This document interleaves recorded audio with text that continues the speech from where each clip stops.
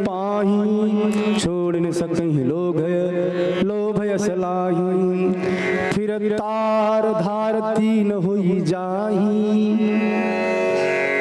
भगवान भोलेनाथ की जटाओं से गंगा जी निकली, कितनी धारें हुई हैं? जब भगवान भोलेनाथ की जटा से गंगा जी निकली है तो कौन कौन? एक धारा निकली, एक दो निकली, एक तीन निकली, कितने किसी को मालूम है?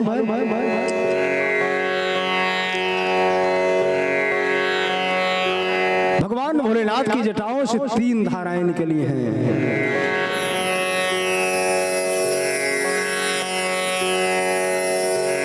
तीन धाराएं जो है निकली हैं।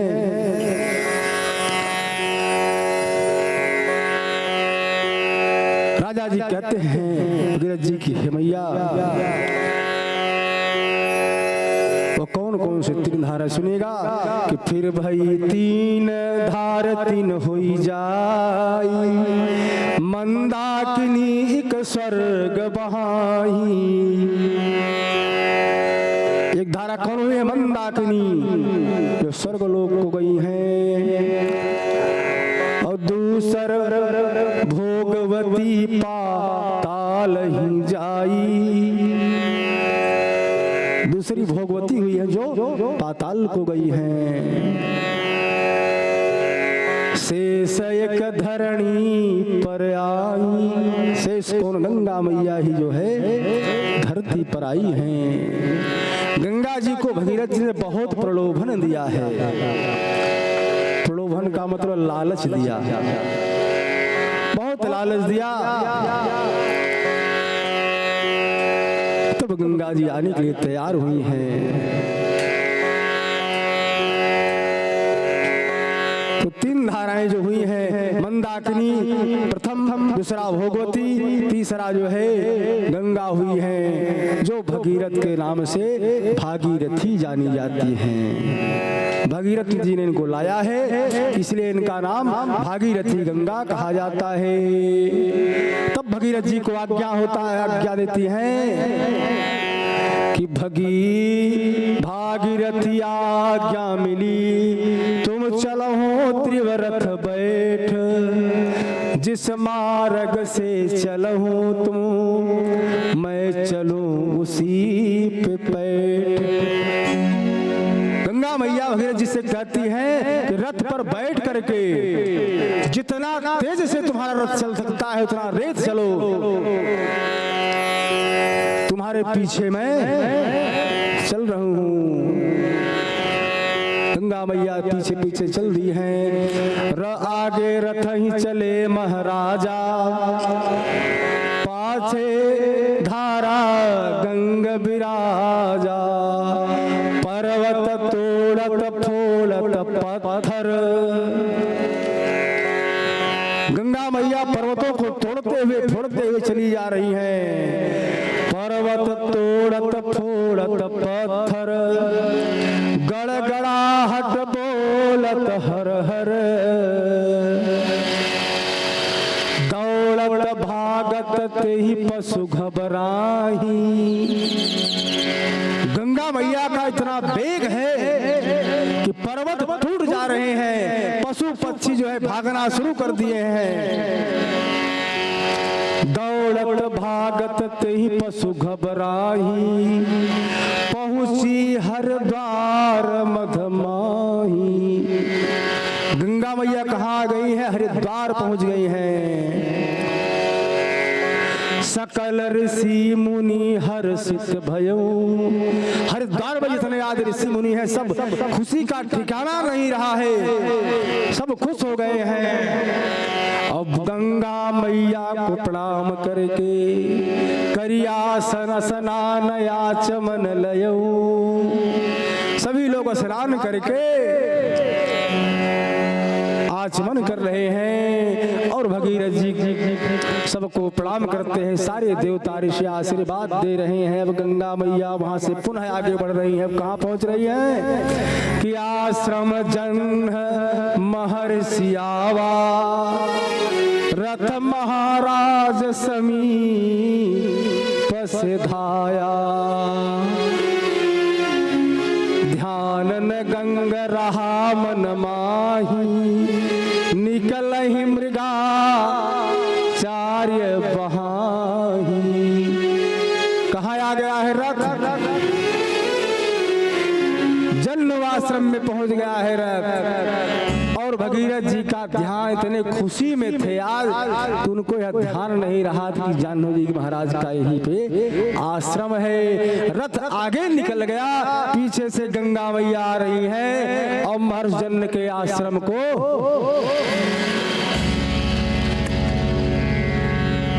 ध्यान गंग रहा मन माही, निकली मृगा चर्म बहाई।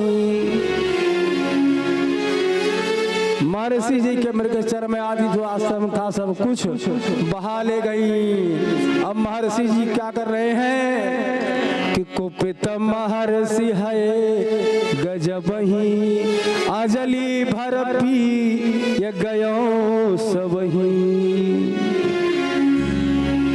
गंगा जी को अजली लगाए और सब जो है गटक ले गए। धारा सकल सूख गई बारी, भगीरथ घबरायो भारी।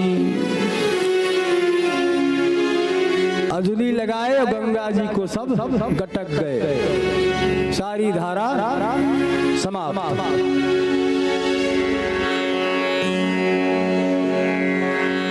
भगीरथ जी घबरा गए कि अब क्या किया जाए। किसी तरह ब्रह्मा जी के कमल भोलेनाथ की जटा से फिर यहाँ आई, अब यहाँ पी ले गए। अब क्या किया जाए? अब विचार महर्षि जो है भगीरथ जी क्या कर रहे हैं कि गिरे महर्षि चरणन पे, क्षमा मांगी अपराध। दक्षिण जानु चीर चीर कर, सुता सम गंग निकारी साध। जाकर के जो है महर्षि जी के चरणों में गिर गए हैं और प्रार्थना करते हैं कि हमें ख्याल नहीं था, मैं इतना खुशी में था कि भूल गया। हे महात्मा जी, हमारे अपराध को क्षमा करिएगा। तब जो है जन्म ऋषि जो है आज गंगा मैया को अपनी पुत्री मान करके अपनी दाहिनी जांघ को चीर करके गंगा जी को निकाला है। वहां से गंगा जी का कौन नाम पड़ा है? जाह्नवी गंगा। बोलो जाह्नवी गंगा मैया की जय हो। इसके बाद वहां तोड़ आगे बढ़ती हुई आई है प्रयागराज, काशी जी से निकलते हुए पहुंच गए कहां? बंगाल की खाड़ी पहुंची है। जाकर के गंगा जी में मुलाकात हुई है, जहां 60,000 सगर ऋषि के पुत्र जल करके भस्म हो गए हैं। आज गंगा जी में जाकर के कपिल मुनि के आश्रम में पहुंची है और वहां राजा सगर के 60,000 पुत्रों को जो है मुक्त किया है। जब जाकर के गंगा सागर में गंगा जी का मिलान हुआ है, तभी से जो है उनका नाम पड़ा है गंगा सागर। गंगा सागर भगवान की जय हो। इस प्रकार से कहा गया है कि सब तीर्थ बार बार, गंगा सागर एक बार। एक बार यदि गंगा सागर में जाकर के स्नान कर लिया जाए तो सारे पापों का विनाश हो जाता है। इस प्रकार से जो है गंगा भगीरथ जी गंगा जी को लाए हैं। आइए हम लोग थोड़ा सा भगवान नाम का ध्यान करें, उसके बाद पुनः आगे बढ़ते हैं कि चली जा रही है उम्र धीरे धीरे, चली जा रही है उम्र धीरे धीरे, चली जा रही है उम्र धीरे धीरे। हर पल युवा को पहर धीरे धीरे, हर पल युवा को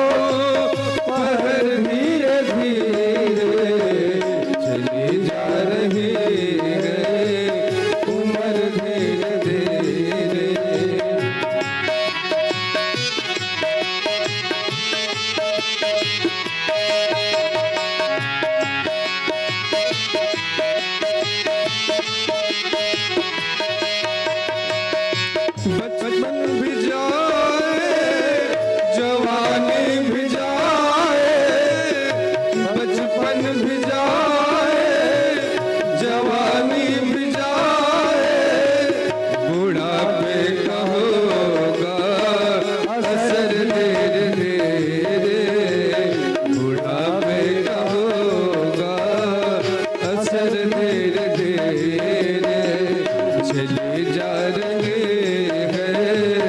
उम्र धीरे धीरे, हर पल युवा पहर धीरे धीरे, हर पल युवा पहर धीरे धीरे, चली जा रही है उम्र धीरे धीरे, चली जा रही है उम्र धीरे धीरे, उम्र धीरे धीरे, उम्र धीरे धीरे। बोलो गंगा मैया की जय राजा भगीरथ महाराज की जय हो। यज्जलम स्पर्शमात्रेण ब्रह्मदंड हतायपि सगरात्मजादिवं जम्मो केवल देह भस्मी। इस प्रकार से सगर पुत्रों का उद्धार हुआ गंगा जी से। शुक्राचार्य जी कहते हैं, शुक्राचार्य जी महाराज कह रहे हैं कि परीक्षित जी, इन्हीं भगीरथ के वंश में राजा ऋतुपर्ण हुए हैं, और ऋतुपर्ण के जो है सौदास, सौदास के अस्मद,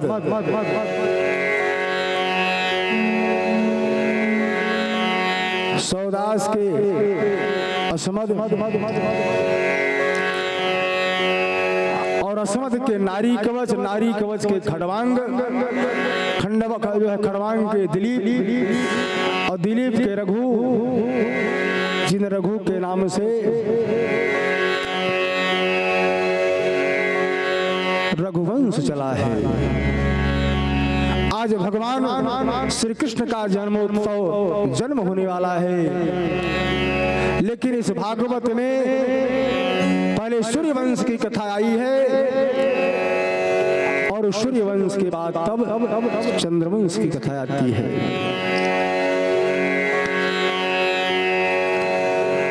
तो रघु जो है रघुवंश चला है,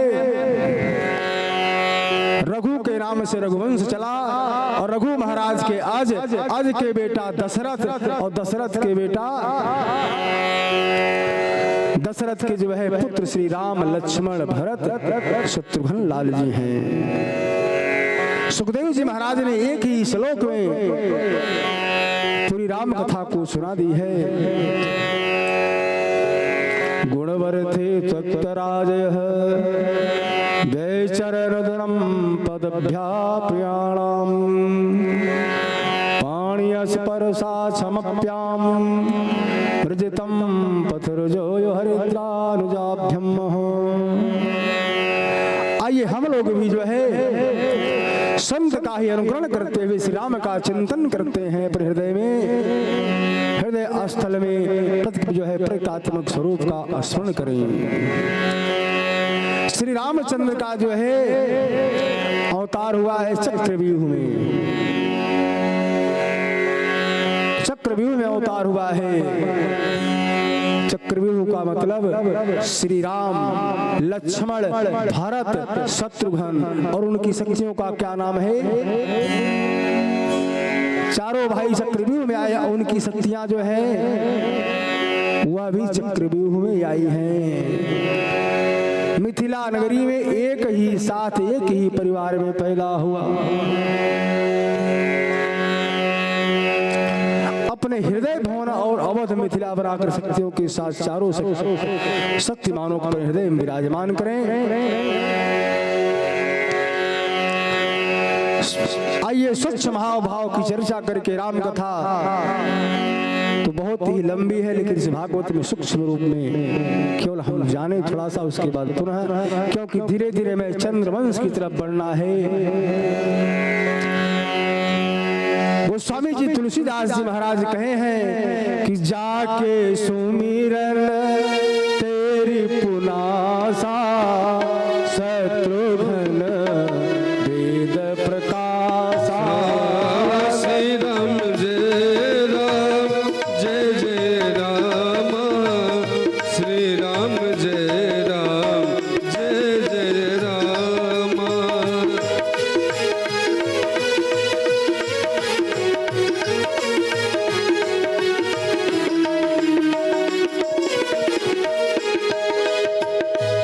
तो हम लोग राम तत्व को जानने के लिए सबसे पहले कहाँ जाना चाहिए? मान ली किसी मुख्यमंत्री से मिलना हो या किसी बड़े आदमी से मिलना हो, पहले किससे मिलते हैं? जो वहाँ सबसे छोटा रहता है, चपरासी, पहले उससे मिला जाता है, तब पुनः उसके आगे बढ़ा जाता है। तो राम तत्व पाने के लिए सबसे पहले हम लोग आइए शत्रुघ्न लाल से मिलते हैं, शत्रुघ्न लाल के बारे में जाने।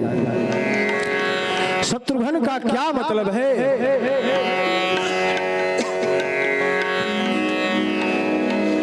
जिनके स्मरण करने मात्र से शत्रु का नाश हो जाए, वे शत्रुघ्न पर बिना शक्ति के शक्तिमान का काम नहीं करते हैं। तो शत्रुघ्न लाल जी के शक्ति का क्या नाम है? शत्रुघ्न जी की पत्नी का क्या नाम था? शत्रुघ्न जी की पत्नी का नाम, उनकी शक्ति है सुकृति, श्रुतकृति। श्रुतकृति का अर्थ होता है कि भगवान की मंगलमयी कृति का गान करना, और उसके इन जो है भगवान का नाम जो है कानों के द्वारा सुनने वाला, भगवान की महिमा को गाने वाला, जो भगवान के नामों को सुनता है, जीवन का मंगल करता है, ऐसी उस कृति था। तो भगवान के नामों को सुनता है, भगवान की कथा को सुनता है, उसे क्या कहते हैं? सुकृति का आश्रय लेना। इस प्रकार हम शत्रुघ्न तत्व को प्राप्त करते हैं। भगवान की वह कृति जब हमारे हृदय में पहुंचती है, तो हृदय जो छुपे हुए शत्रु बैठे हैं, सुकृति के द्वारा जब भगवान के नामों का स्मरण करते हैं, भगवान की कथा को सुनते हैं, तो हमारे आपके शरीर में जो शत्रु पैदा है, बैठा हुआ है काम, क्रोध, लोभ,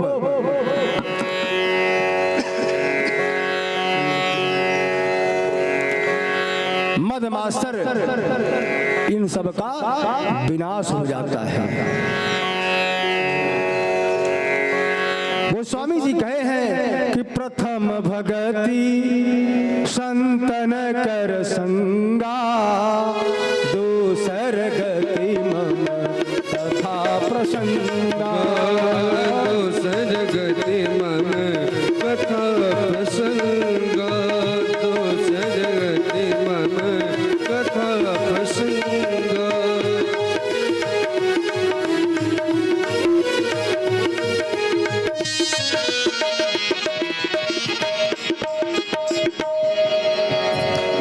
तात्पर्य हुआ कि संतों के सानिध्य में कथा प्रसंग को श्रवण करने से यह पहली पीढ़ी है, वह सब काम, क्रोध, वह सब समाप्त हो जाता है। खाली मकानों को सब लोग कब्जा कर लेते हैं। जब हमारे आपके मन में अंदर जो काम क्रोध है, जिस दिन यह जो है शरीर से काम क्रोध मोह निकल जाएगा, उसी दिन भगवान आकर के इस शरीर में कब्जा कर लेंगे। इस प्रकार सुकृति का आश्रय लेते हुए शत्रुघ्न लाल जी भीतर के सारे शत्रुओं को समाप्त कर देंगे, और भव जो हमारे अंदर के भवन में भरा हुआ पाप है वह सब खाली हो जाएगा। आइए अब हम लोग दूसरी तरफ बढ़ते हैं। दूसरी सीढ़ी कौन है? शत्रुघ्न लाल जी के बड़े भैया कौन है? शत्रुघ्न लाल के बड़े भैया कौन है? लक्ष्मण जी, जिनके जीवन का एक ही लक्ष्य है, वह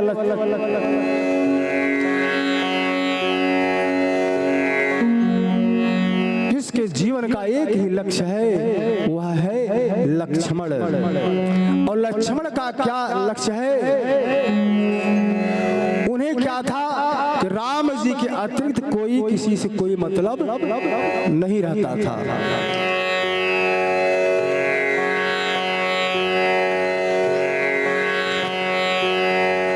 मातृदेवो भव, पितृदेवो भव, आचार्य देवो भव।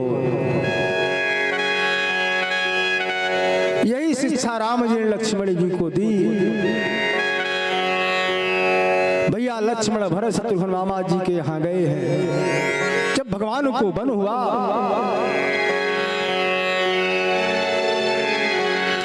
जब रामचंद्र जी को भगवान को वन हुआ, आज्ञा मिल चुकी थी।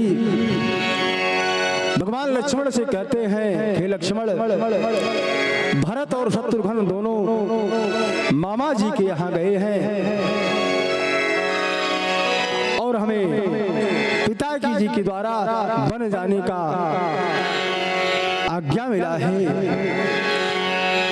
तुम एक काम करना कि यह सारी अयोध्या तुम्हारे दायित्व पर मैं छोड़ करके, तुम्हारे कंधे पे छोड़ करके जा रहा हूँ। अब यहीं रह करके अयोध्या वासियों को देखना, माता पिताजी की सेवा करना। इस पर लक्ष्मण ने तुरंत सीधा जवाब दे दिया। क्या जवाब दिया? कि मुझसे कोई मतलब ही नहीं है।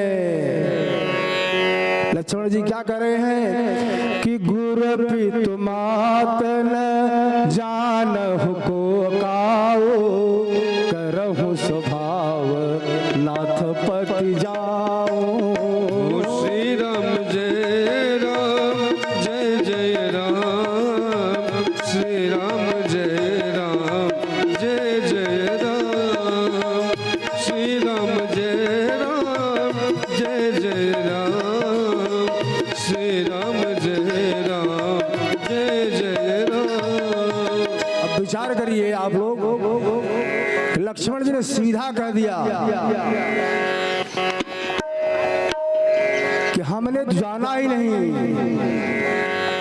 हमने तो सब कुछ आपको माना है। आप ही हमारे गुरु हैं, आप ही मेरे पिता हैं, आप ही मेरे माता है। मातृदेवो भव, पितृदेवो भव, आचार्य देवो भव।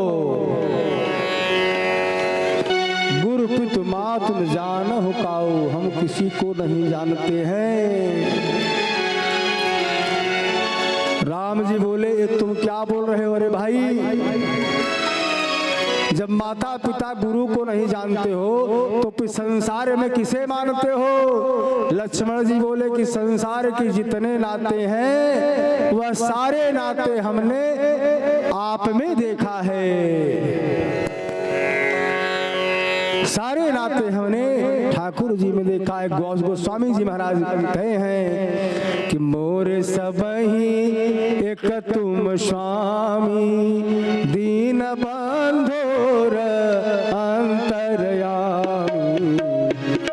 राम जय राम, जय जय राम। श्री राम जय राम, जय जय राम।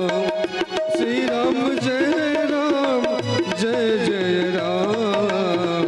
श्री राम जय राम, जय जय राम। श्री राम जय राम, जय जय राम। माता रामो मद पिता रामचंद्र, स्वामी रामो मत्सखा रामचंद्र, सर्वस्व में रामचंद्र, दयालु जान जानी लोचन जानी। भगवान लक्ष्मण जी ने सीधा कह दिया कि मैं कुछ नहीं जानता हूँ, जितने हैं वह सब हमने आप में देखा है। सब कुछ आपके अंदर है। माता पिता आप जो कुछ हैं आप ही हैं। अब लक्ष्मण जी की तरह सूर्य जो है सुनिश्चित एक हो जाएगा तो हमारे हृदय में प्रभु के मिलने की उत्कंठा का उदय होना प्रारंभ हो जाएगा। अर्थात कहने का यह तात्पर्य हुआ कि जब भगवान को हम सर्वत्र मान लेंगे, जगत पिता यही है, देने वाला यही है, लेने वाला यही है,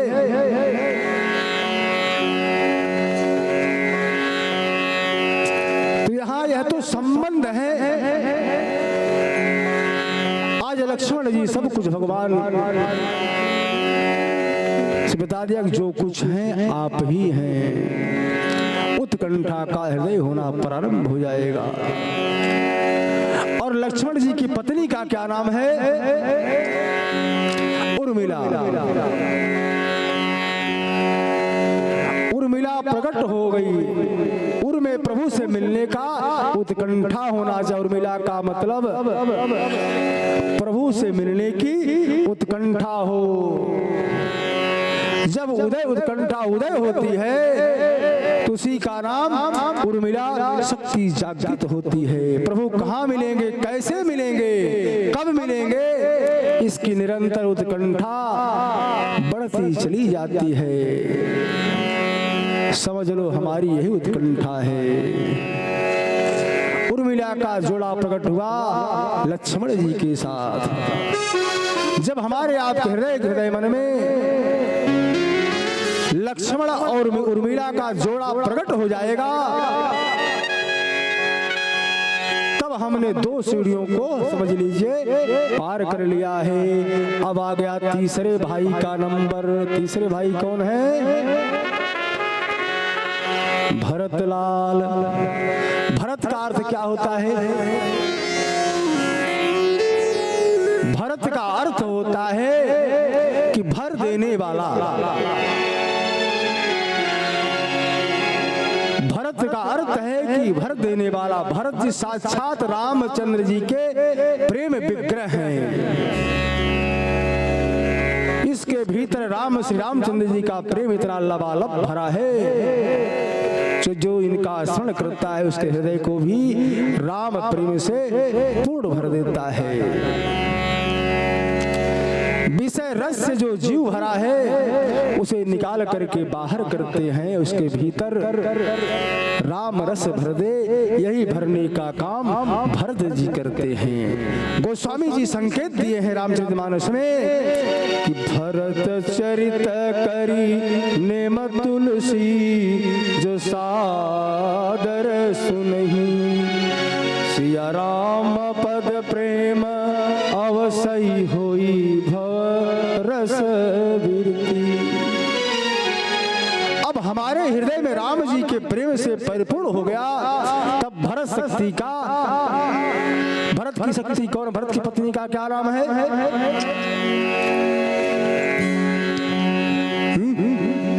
बहुत सुंदर। भरत की पत्नी का नाम है मांडवी। जब भरत की शक्ति प्रकट हो जाती है तो समझ लीजिए कि मांडवी प्रकट होगी। राम प्रेम से भर जाए इसकी यही पहचान है। ब्रह्मांड में चराचर प्राणियों के प्रति हमारे हृदय में ऐसा प्रेम जागे जैसा माँ का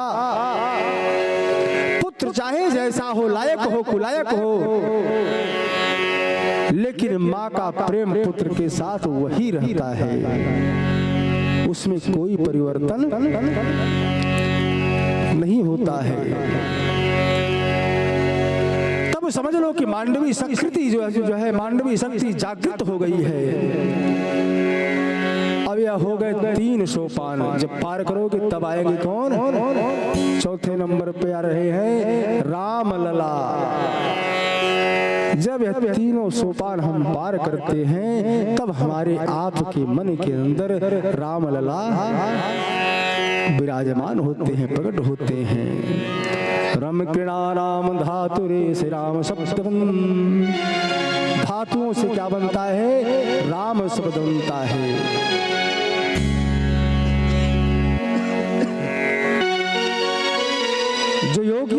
में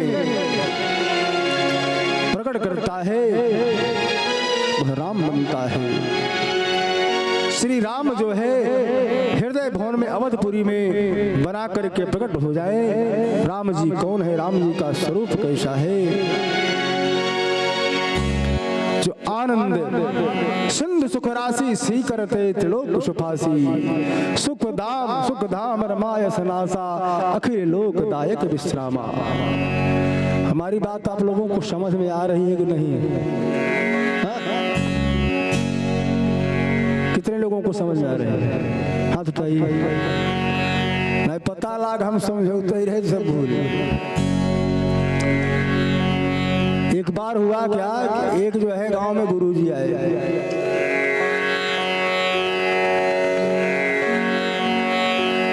गुरुजी आए तो एक आदमी कहा कि गुरुदेव हमें चेला बना लो। कहा बिल्कुल, चेला बनाने में क्या दिक्कत है भाई, चेला आओ बन जाओ। कहा ठीक है गुरुजी, हम चेला बना लीजिए।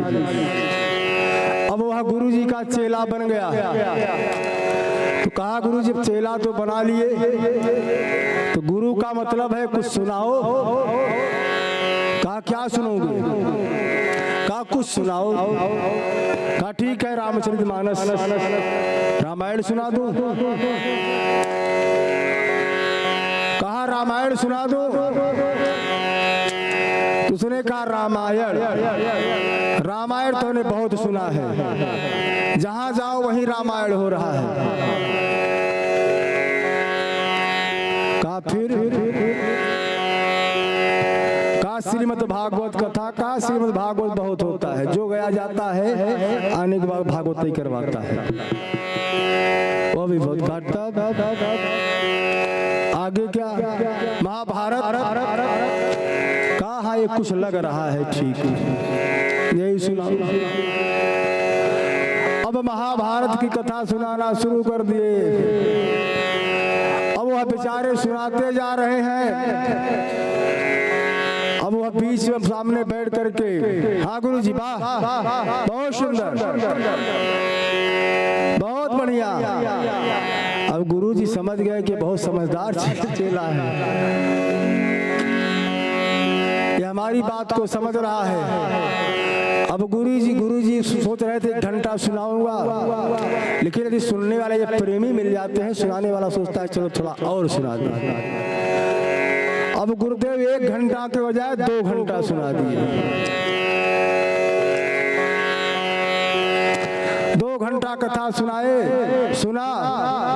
गुरुजी ने कहा समझ में? कहा एकदम गुरुजी पूरा हम समझ लिए, आप तो कम बताए, हम ज्यादा समझ रहे हैं। कहा वाह भाई वाह। गुरुजी समझ गए कि चेला नहीं गुरु ही मिला है। गुरुजी ने कहा कि अच्छा ये बताओ कुछ पूछना चाहते हो? और कहा कुछ नहीं, आपने जो बताया हमें उससे अधिक समझ लिए। गुरुजी ने कहा देखो, गुरुओं का मतलब होता है कि शिष्य को बताने के बाद उससे थोड़ा पूछा जाए कुछ से जानकारी हुई कि नहीं, कुछ पूछ लो। कहा अच्छा गुरु जब आप कह रहे हैं तो मैं पूछ ही ले रहा हूँ। कहा कोई बात समझना है पूछ लो। अब गुरुदेव जी उसमें बोले थे गो दुग्धेन गोपाल नंदन, श्लोक बोले, उसके समझ में आया। कहा गुरुदेव जी सारी बात आपकी हमने समझा, सब कुछ समझ में आया, लेकिन एक बात समझ में नहीं आई को 2 गधा कौन थे।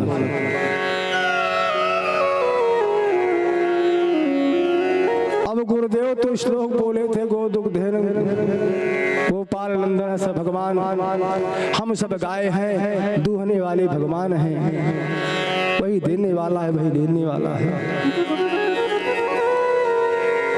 अब वह कह रहा है कि 2 गधा कौन थे?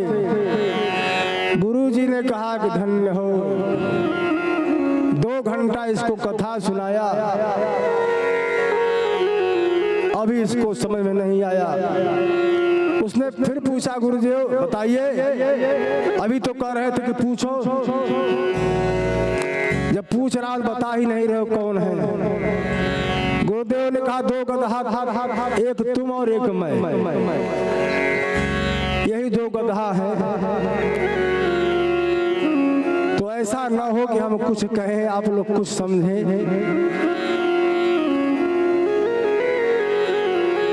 आप कुछ कहें हम कुछ समझें और हम कुछ समझाए आप कुछ समझें। कृपा करके ध्यान दी जाइए व्यास जी से भजन से, उसके बाद पुनः आगे बढ़ते हैं। हो राम जैसा, राम जैसा, राम जैसा नगीना नहीं सारे जग की बजरिया में। राम जैसा नगीना नहीं सारे जग की बजरिया में। राम जैसा नगीना नहीं सर जग की बजरिया में। राम जैसा नगीना नहीं सर जग की बजरिया में। नील मड़गी, वो नील मड़गी जड़ाऊंगी अपने मन की मुदरिया में। वो नील मड़गी जड़ाऊंगी अपने मन की मुदरिया में।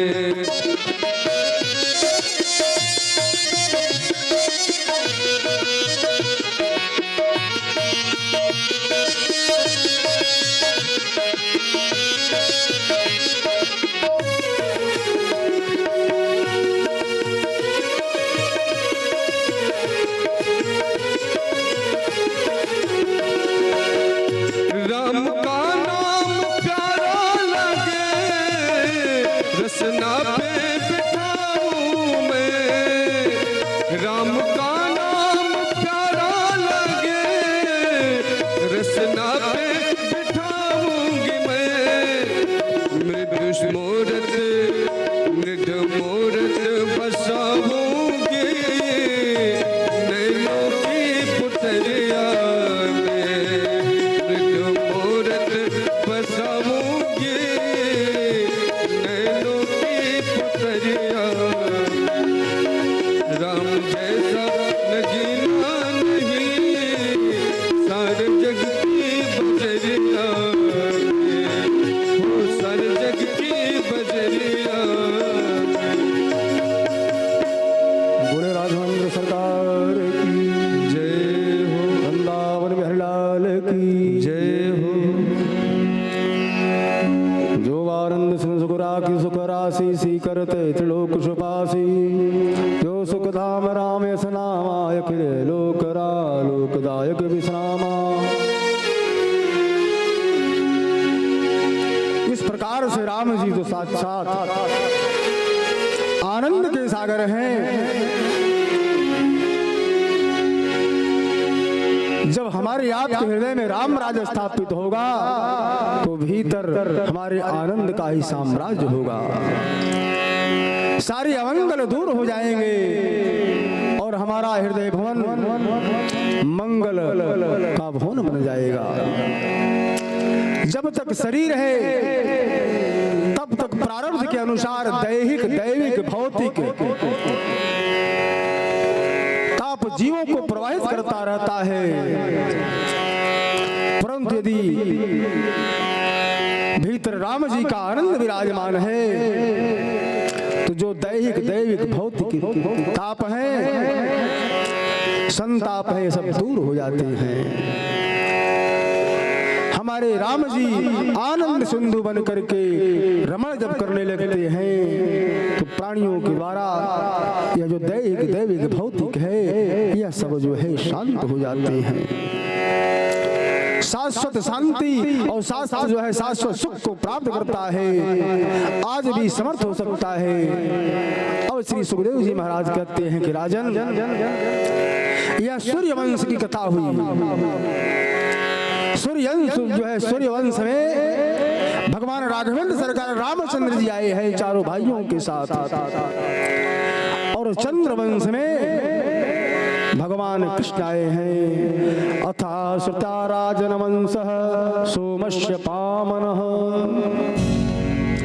श्री सुखदेव जी महाराज कहते हैं कि अब हम धीरे धीरे चंद्रवंश की तरफ बढ़ते हैं। चंद्रवंश की कथा जो है परम पुण्यमयी कथा का श्रवण कराएंगे। भगवान नारायण के नाभि कमल से ब्रह्मा और ब्रह्मा के बेटा अत्रि मुनि, अत्रि के बेटा चंद्रमा, जिनसे चला चंद्रवंश, और चंद्रमा के बेटा बुध, बुध के बेटा पुरुरवा, इन्हीं पुरुरवा का दूसरा नाम एल था। राजा एल का विवाह उर्वशी अप्सरा के साथ हुआ। इनके आयु, श्रुतायु, सत्यायु,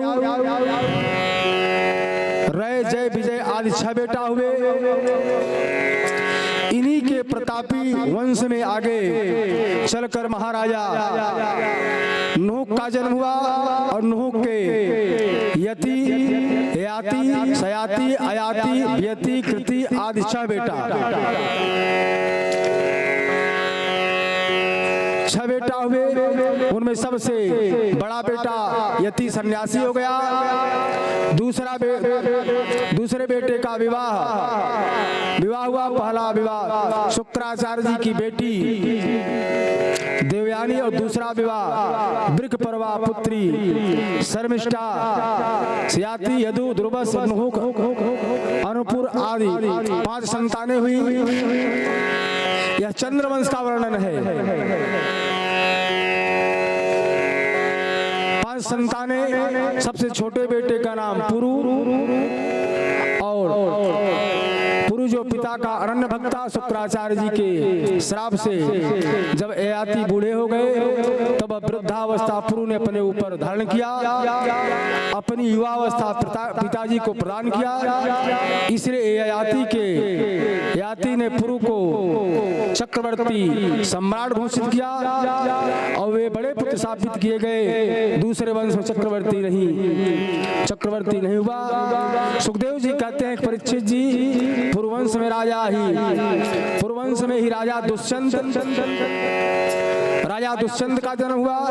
इनके बड़े प्रतापी पुत्र जो भरत हुए, जो बचपन से ही सिंहों से क्रीड़ा करते थे।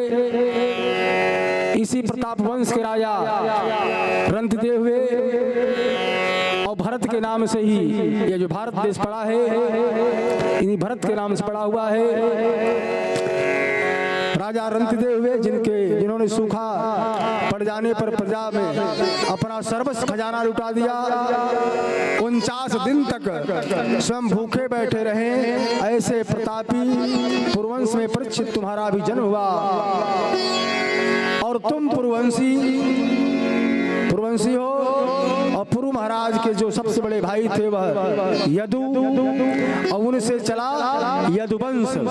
यदुवंश में भी अजमीर, देवमीर, सूरसेन, प्रभाती आदि बड़े बड़े प्रतापी हुए। महाराज सूरसेन के बेटा हुए आनंद कुंद भी, इन्हीं का नाम पड़ा है आनंद दुंद भी, इन्हीं का नाम पड़ा है वसुदेव। और वसुदेव की 7 पत्नियां थे।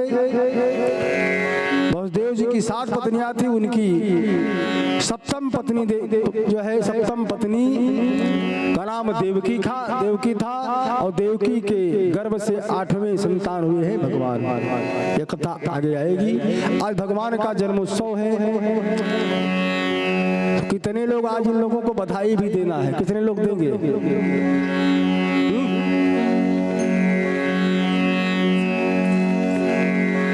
आज बधाई भी देना है, तो कितने लोग देंगे? हाथ उठाइए। भगवान के जन्मोत्सव पर बधाई देना, कंजूसी नहीं करना चाहिए। भगवान के कार्य में कंजूसी नहीं। बहुत लोग पहले संकल्प ही कैले ही, भगवान हमारे बेटवा बियाह हो जाए तो 5 पूर्णवासी भगवान की पूजा सुन।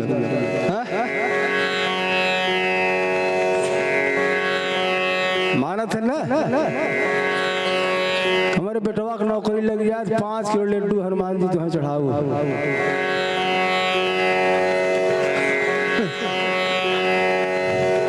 और मारने के बाद जब काम हो गया तब वो कम से कम 2-5 साल सरकाया दे। मारने के बाद यदि 2-5 साल बीत जाए घसकावट घस चला भाई नहीं, यहाँ दैया ना वहाँ दैया, वहाँ दैया ना वहाँ दैया, ऐसे टाइम घसकर चला जाता है। इसी प्रकार से दृष्टांत है आपको बताऊं कि 2 मित्र थे, 2 मित्र थे, दोनों बहुत चालाक। एक दिन उन्होंने सोचा कि चलो भगवान के मंदिर में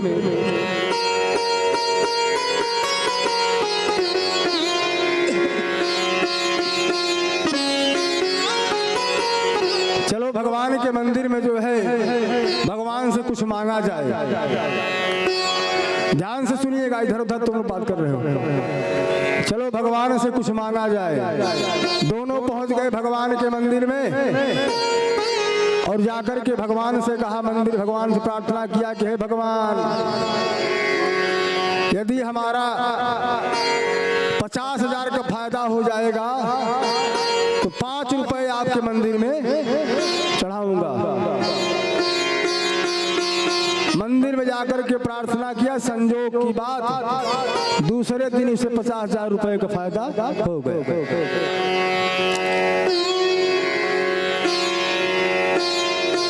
अब 50,000 रुपए का फायदा हो गया। अगला वाला मित्र कहा देखो मित्र, आपने कहा था कि 5 रुपए का प्रसाद चढ़ाऊंगा, भगवान को 5 रुपए चढ़ाना है।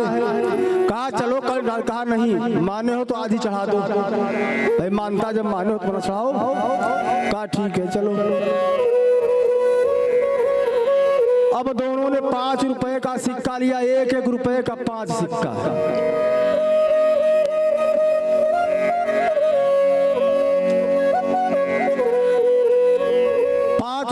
सिक्का लेके पहुंच गया भगवान के मंदिर में।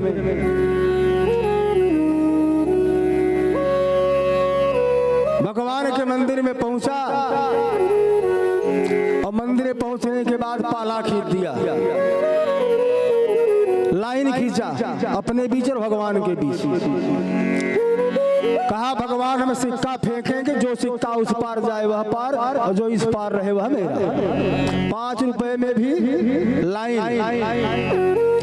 अब फेंकना तो उसी को है। सिक्का फेंका, आधा इस पार आधा उस पार। अब जो उस पार गया उसे छोड़ दिया, जो इस पार आया उसे लपेट के जी बंद। दूसरा मित्र देख रहा था, देखो मित्र गलत बात है, भगवान के बीच और वह भी दीवार, नहीं पाला खींच के भगवान नहीं चढ़ाया जाएगा। कहा तब कह दो मुझे सिक्का। 5 रुपए का सिक्का लिया। कहा भगवान नीचे थोड़ी रहते हैं, भगवान नीचे थोड़ी, भगवान तो ऊपर रहते हैं। भगवान ऊपर रहते हैं। कहा तब कहा देखो मैं चढ़ा रहा हूँ। 5 रुपए का सिक्का लिया। कहा हे भगवान, ऊपर जो जाएगा वह आपका, नीचे आए तो मेरा। फेंक दिया 5 सिक्का, सिक्का ऊपर रुके तो नीचे गिर गया, बटोर के जेब में डाल रहे हैं जैसे। तो इस प्रकार की कंजूसी आप लोग मत करना। आज भगवान का जन्मोत्सव है, धूमधाम के साथ मनाइए। आइए हम लोग चंद्रवंश की तरफ बढ़ते हैं। निवर्तेत स्वरूपणं यागेताराम भवेदश्वाछात्रोर्विरामातः उत्तम श्लोक गुणानुवादः पुमवारः वृज्येत विनावश्यानयः।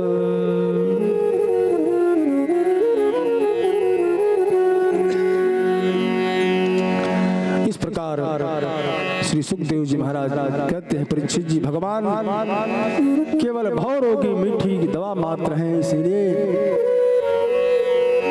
मैं कृष्णमय कथा कहानी सुना रहा था। अब जो है पूर्वजों, परीक्षित जी कहते हैं कि मेरे पूर्वजों की अपनी कृपा में नौका पर बैठा करके कौरव सैन्य सा जो है सागर से पार लगाया जाए। कौरवों की इतनी विशाल सेना थी, समुद्र था जिसमें पितामह भीष्म द्रोणाचार्य जैसे मगरमच्छ मछलियां आदि घूम रही थी। वह सारा सब कुछ समाप्त हो गया।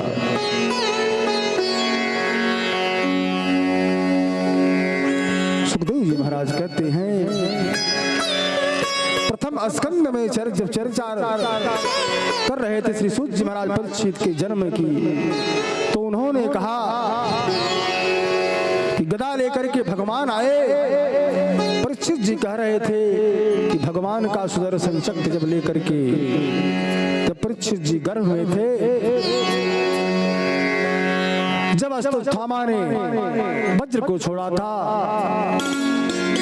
उस समय सुरक्षा के लिए भगवान जो है अंगुष्ठवात बना करके उत्तरा के गर्भ में प्रविष्ट हुए थे, गदा लेकर के परीक्षित जी का वहां रक्षा किए थे। अथवा सुदर्शन संत समाधान करते हैं, गदा लेकर के तो गदा ही धारी आते हैं। भगवान अपनी गदा को तीव्र गति से घुमाया कि वह सुदर्शन चक्र की तरह नाचने लगा। परीक्षित जी कहते हैं कि भगवान मेरे जीवन दाता हैं, और जीवन दाता से बड़ा संबंध और क्या हो सकता है। बहुत सारी जिज्ञासाएं मेरे मन में है, कहां तक आपसे पूछूं। परीक्षित जी सुखदेव जी महाराज से पूछ रहे, कहां तक पूछूं। प्रभु के बारे में तो बहुत कुछ मैं जानना चाहता हूं।